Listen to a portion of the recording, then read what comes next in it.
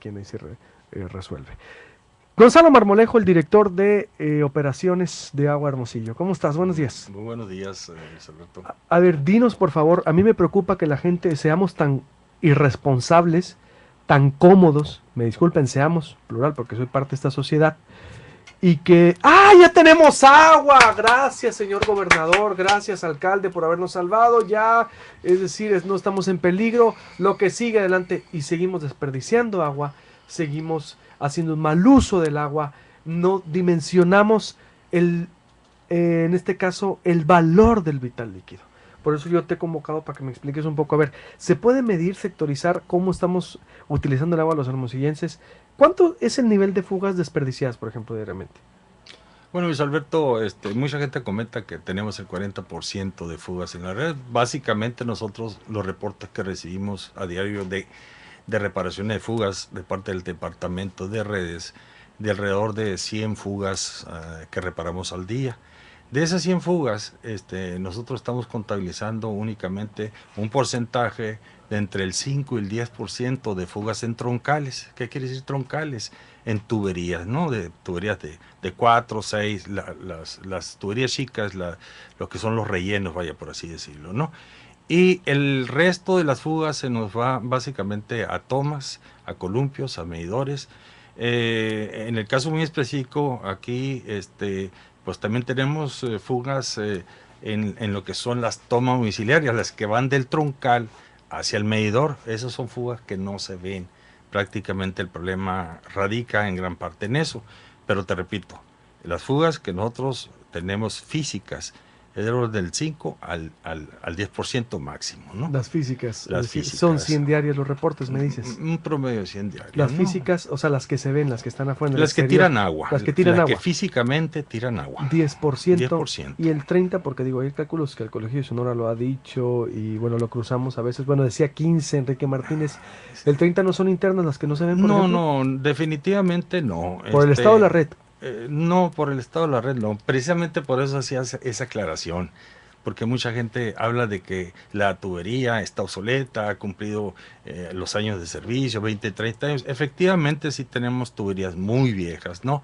Pero nosotros revisando las gráficas que tenemos de los registros de las fugas, están diseminadas por toda la ciudad, muy puntualmente, pues, ¿no?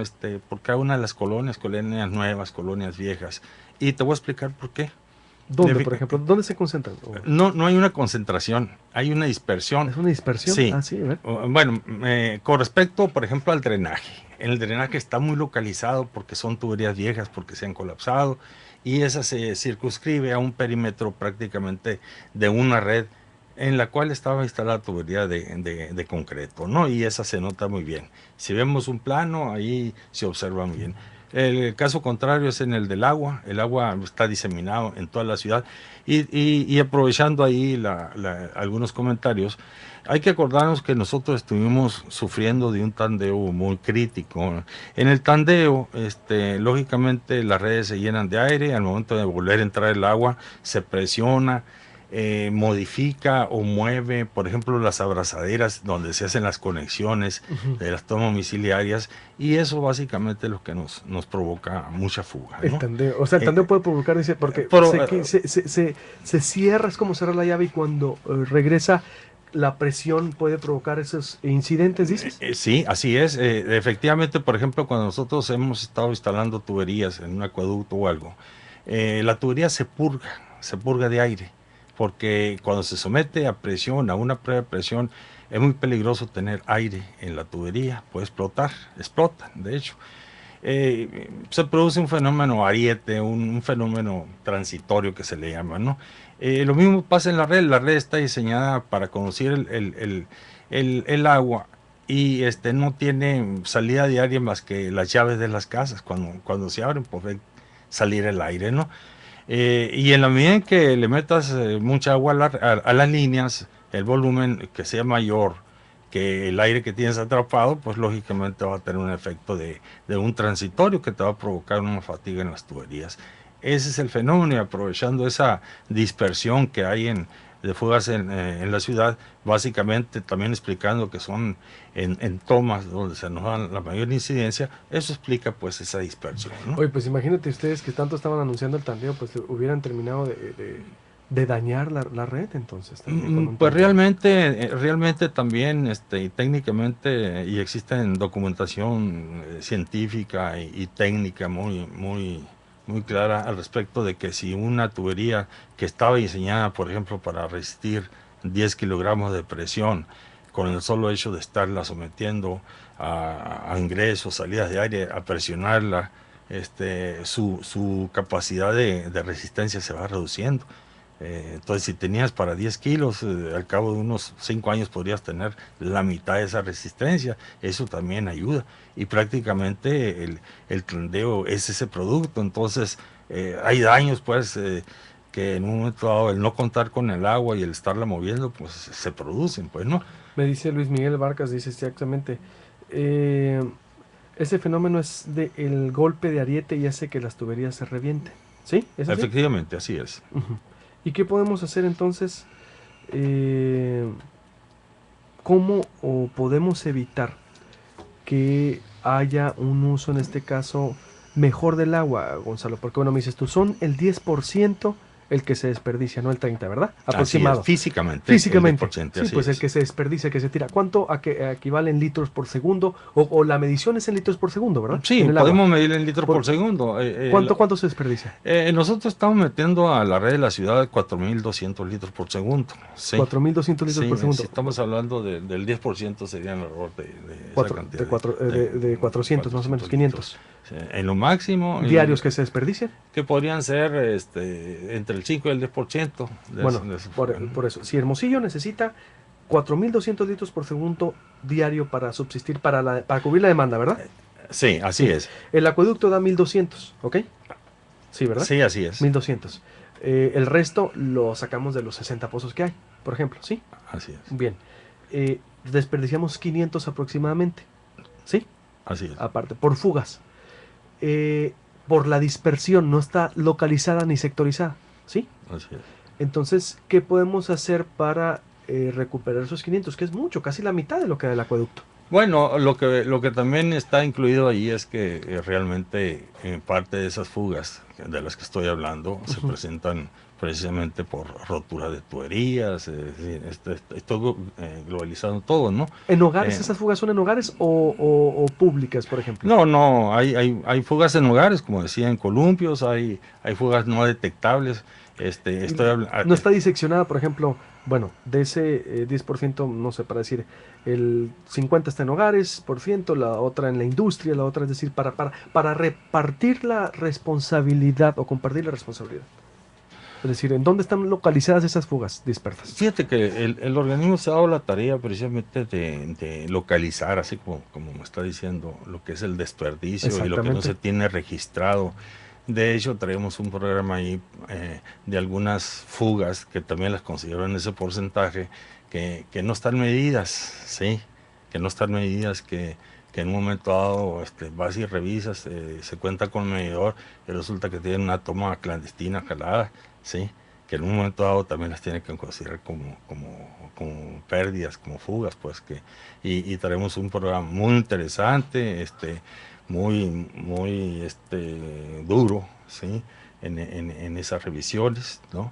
Vamos y excavamos, sacamos el medidor, sacamos las cuentas que está en el organismo y bueno, pues andamos revisando desde lo que son los que expenden agua, los car wash, fraccionamientos.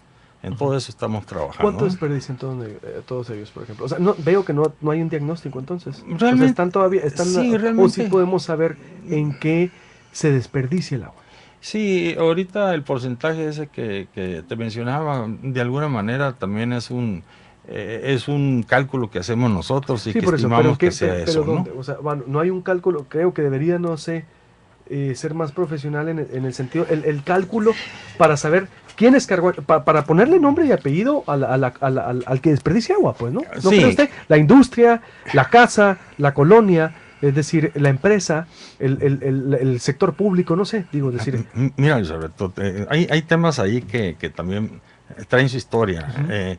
Nosotros cuando empezamos a tandear el agua, pues es muy difícil estar controlando una red que es inestable, una red que está tandeada. Nosotros en el proceso de integrar el agua del acueducto se tardó 2 meses. ¿Cuál fue la idea? La idea fue ir metiendo el agua, y a veces estuvimos dando noticias de cuántas colonias se integraron, ¿no? a ese servicio. Estuvimos también manejando nosotros de alguna manera esa integración con modificaciones de redes, ¿sí? Y a la vez pudimos establecer nosotros lo que llamamos los sectores hidrométricos. Esos sectores hidrométricos nos permiten controlar presiones, ¿sí? De tal manera que puedas regularlas, programarlas en la noche con bajas presiones, y en el día entrar en un esquema de funcionamiento de presión adecuada. Quiero decirte que desde las previsiones que se tenían antes de la entrada del acueducto era de utilizar alrededor de 120 millones de metros cúbicos al año. Ya que empezamos a manejar esas... Se vino a 100, ¿verdad? Se vino a 100, exacto, ¿no? Bueno, se proyecta 100 en este año, ¿no? Falta nada más confirmarlo prácticamente al último. Y en ese sentido, quiero decirte también que dentro de todo ese programa que estamos revisando, que estamos invirtiendo en sectores hidrométricos precisamente para tener una eficiencia en la red, pues ahí es donde estamos encaminados en todo lo que he comentado, pues, en determinar, en medir, sí.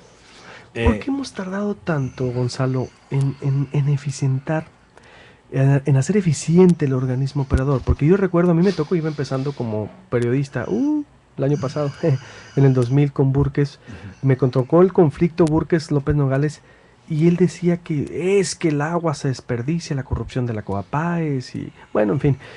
Pero a 14 años de distancia, veo que pues el organismo todavía falta, estamos en sectores hidrométricos, los medidores, por ejemplo, la totalidad de la población no tiene medidores, se sigue desperdiciando agua, la corrupción ni se diga, bueno, o el manejo administrativo que viene cargando, ¿no? Que viene cargando. Es decir, ¿por qué se ha tardado tanto en todo eso? Porque tan complejo ha sido 14 años de administración municipal. Bueno, hay que recordar también